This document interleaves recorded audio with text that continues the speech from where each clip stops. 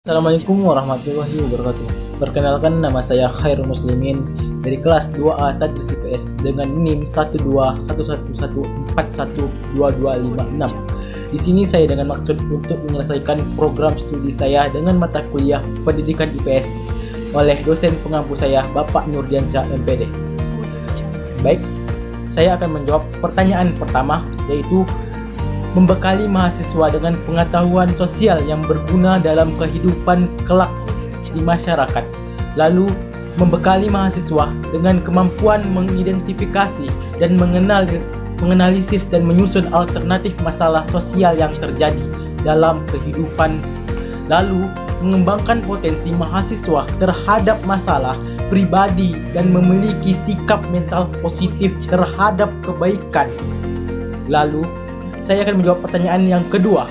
Ada banyak isu-isu yang perlu dijadikan sebagai bahan pertimbangan dalam pembelajaran pendidikan IPS.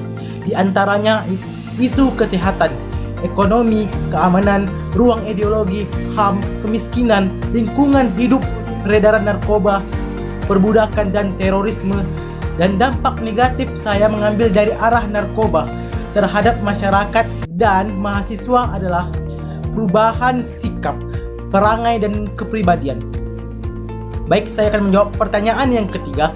Transfer of knowledge dilaksanakan sebagai konsep berbagai informasi atau proses duplikasi pengetahuan yang disampaikan oleh pegawai yang perilaku diikuti kemudian diikuti oleh masyarakat.